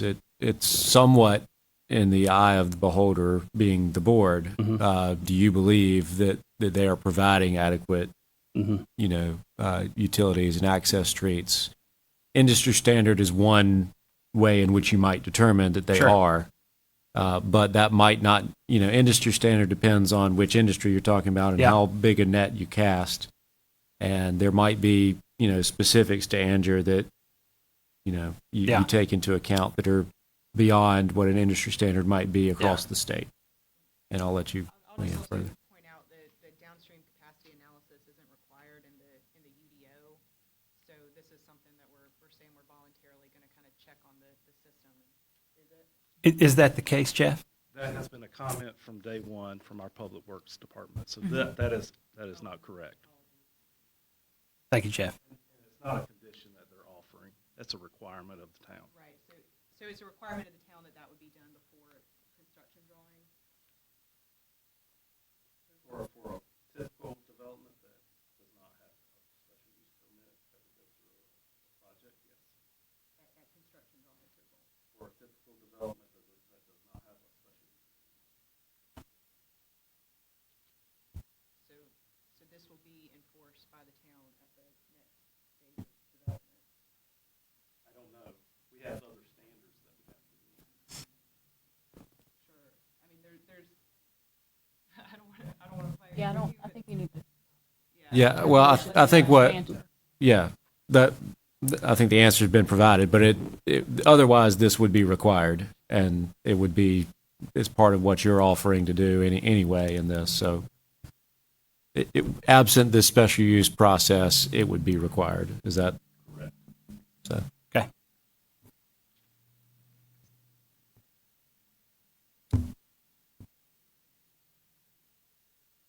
I'm going to give the board a couple of moments to steep some and see if we have any other questions or comments before we move on. Like she said, we have not been able to discuss any of this since the last meeting, so we're all just soaking it all in live on TV. And if there's not any additional questions, I believe they'd like to make just a closing I statement. do have one quick question, Dan. Just Yeah. so looking at this as a special use, our special use is solely granting 20 or more townhomes on this piece of property, nothing else. I'll let Jeff weigh in on that in particular, but it's whatever is on the application is that they're seeking, be granting that. So basically, if I'm saying this correctly, everything else has to meet exact standard, no variance, nothing at this point going forward. All we're really saying is, and my question being is, spending enough time in planning, is I have gotten Plan A more than once that fit a zoning, and then got Plan B when they came to do the design. I just want to make sure that this special use, to understand the exact definition of what we are approving completely. Well, as part of a special use permit, you're getting a site plan that shows the layout and the number of units. The number of units kick you into a special use permit. And as a ordinance requirement, TRC, which comprises of planning, public works, engineering, we review based off of our ordinances, we provide comments. Doesn't necessarily say that the TRC has to approve the project prior to coming to you all for the permit, but it does sort of indicate that TRC will give feedback on the project. So for you all, the special use kicks in at the number of units. And everything else is still a requirement of the project, may just not be something that you all are considering for the most part. But if there is something that, you still have these standards that you have to wrestle with. Yep. So we have these standards that we have to focus on. The special use will allow 20 or more. Correct. And then the TRC will control the rest. Correct. Whereas, yeah. To Okay. the point that if there would need to be a future variance or some waiver or some mechanism that the TRC or can't be handled administratively, then it would go to the appropriate board at that time.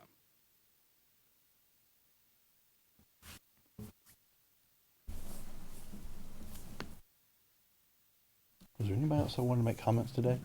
Did anybody else get sworn in except for just their witnesses? Okay. So we definitely need to make sure we're hearing from the rest of the public as part of the public hearing as well. Yeah. Is there anyone else here from the public who's been sworn in that would like to address us? Did we have anyone else swear in? Okay. Okay. For now, we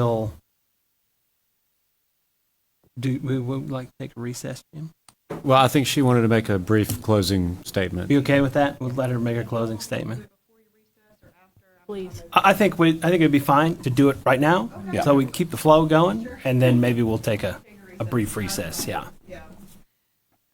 Thank you so much for allowing me to address you tonight. And I would like to kind of briefly summarize the evidence that's in the record, competent material and substantial evidence that we have provided tonight, and also back in January during this this quasi-judicial hearing on each of the 5 required findings found in your ordinance. So finding A, use will not impair the integrity or character of the surrounding or adjoining districts. Mr. Young offered his testimony, his expert testimony about the proposed neighborhood will not impair the integrity or in the character of the surrounding area, providing quality homes. He talked a lot about those. He talked about his architectural conditions, the amenity areas, additional open space that this plan is providing, and will enhance the values of adjacent properties. Factor B, use will not be detrimental to the health, morals, or welfare. Mr. Roselli testified the project has been designed to protect the health and welfare of the residents and neighbors, controlling stormwater and bringing public utilities. I know we had some discussion about that. The public utilities are going to be provided as required by the ordinance. We're going to be doing that downstream capacity analysis and upgrading anything we find there that needs to be upgraded. That's done at the time of construction drawings.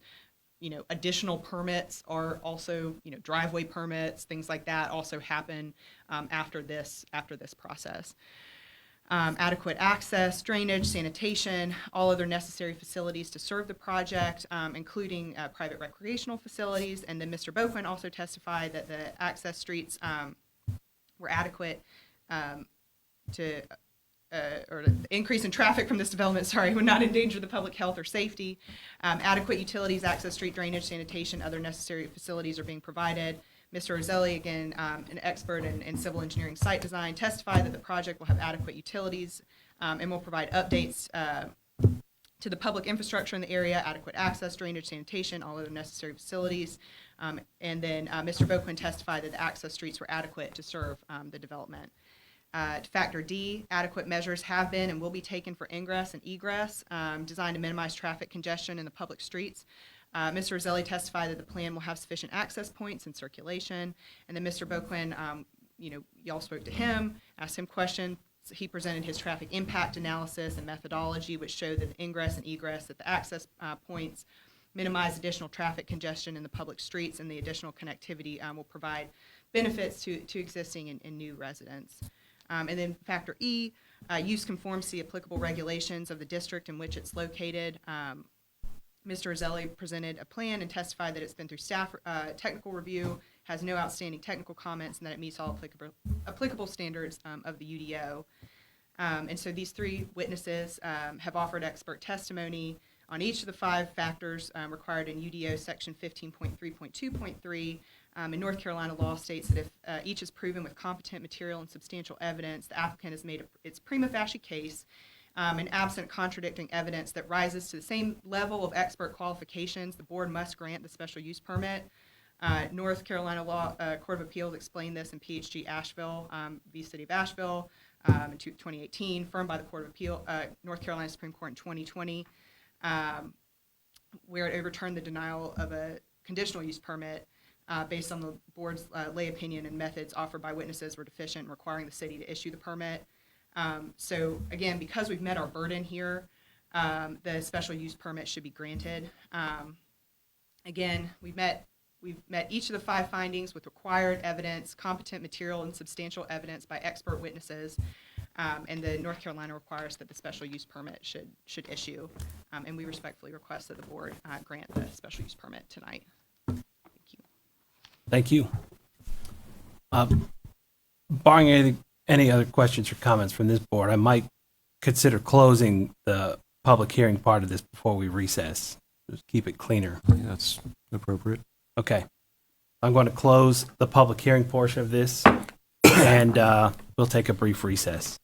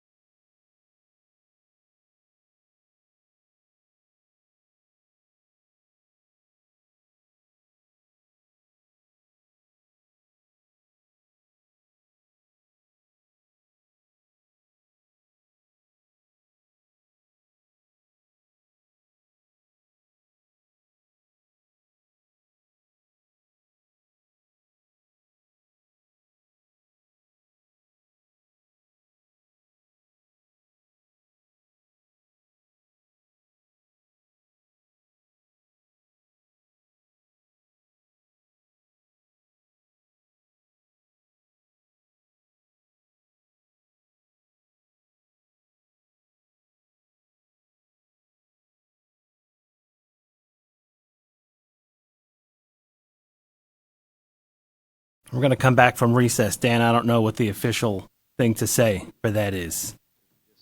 We'll re-adjourn then. All right. Jeff, if you don't mind to join us up here and help walk us through these criteria. Okay, so these are your findings that you need to go through. They're on the screen, they're in your packet as well. I think the applicant and their representation has covered their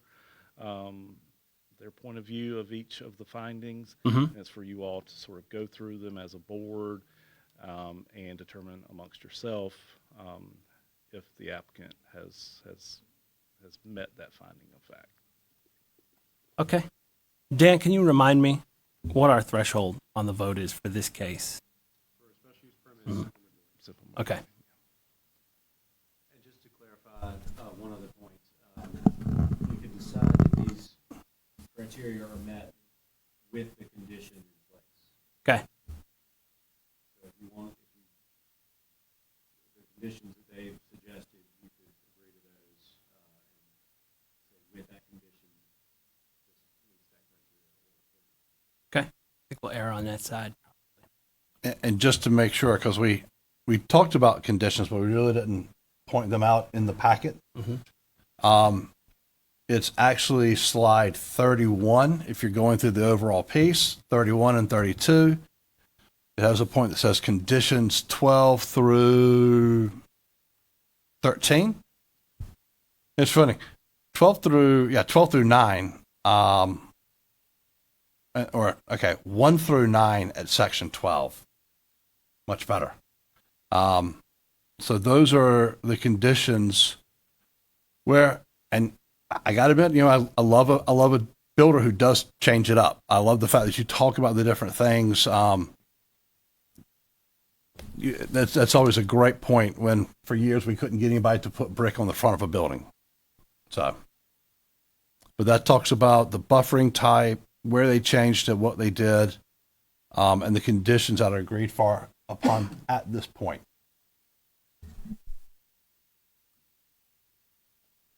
All right. With the proposed conditions, raise your hand if you agree that A is met. Is that okay? Do yes or no that the requested use will not impair the integrity or character of the surrounding adjoining districts. Those who vote yes, raise your hand. 5, I believe. And those who vote no? 2. Now we'll move on. Those who vote yes to B with the conditions, the requested use will not be detrimental to the health, morals, or welfare. So those who vote yes, raise your hand. 3. Those who vote no to B. Ashley, Eric, Lee, right? Those who vote no to B, raise your hand. 4. So, if we have not met B, therefore it cannot pass. This is presented to us, right? What we'll need to do is do a written Mm-hmm. order saying they do not meet criteria B. Might be good for the board, those who are voting no, to explain their rationale so that it can be reduced to level. Okay. Would anyone like to address that? Well, I will start by, when I look at the public health and welfare, I just do not feel that this development is anything but detrimental to the people on Church Street, that area, with the amount of additional traffic it will bring. That to me is the way that community is and their history of how they have been entertaining and how they hang out. Any additional traffic would be a detriment to their health. I have to agree with you on that. I will as well. Yeah, I don't have anything to add to that. I take it from that discussion that you also, does the majority of the board also believe that adequate ingress and egress have not been adequately designed so as to minimize traffic congestion in public streets? Correct. Sorry, one quick point. Under North Carolina law, only an expert opinion on whether traffic, additional traffic will cause a public safety issue. You can only consider expert testimony on that. They can consider the expert testimony and decide that it did not meet their criteria for traffic. You can raise that on the field if you like. For this, I mean, should we go ahead and vote on the rest of them? So it'll be a complete concept of what the thoughts are? Okay. For C, with the conditions, raise your hand if you agree, yes, that adequate utilities, access streets, drainage, sanitation, and or other necessary facilities have been or are being provided. Raise your hand for yes. 3, raise your hand for no. 4. For section D, that adequate measures have been or will be taken to provide ingress and egress so designed as to minimize traffic congestion in the public streets with the given conditions. Raise your hand yes if you agree with D. 1, raise your hand if your vote is no, that you do not agree with D. 6. For E, that the special use shall in all other respects conform to the applicable regulations of the district in which it is located, except that such regulations may in each instance be modified by the Board of Adjustment. Do we need to vote on that one, or is that kind of contingent on the first 4? Well, in all other respects. Okay. Okay. All right. So raise your hand if you vote yes in agreement. I'd like to discuss that one real quick because Sure. so we're saying the special use of having multiple townhomes is okay. We're just saying that that how we get to it and how we did it doesn't apply. So it's not a anti-townhome. It's we didn't feel like the other pieces met the criteria enough around public health, utilities, and transportation to warrant granting a special use in this case. Thank you for clarifying. So those who vote yes in agreement with Part E, raise your hand. That one was unanimous. All right. Special use permit will be denied. Okay. With that, I'll entertain a motion to adjourn. I make a motion, we adjourn. All those in favor, raise your hand. It's unanimous. We are adjourned.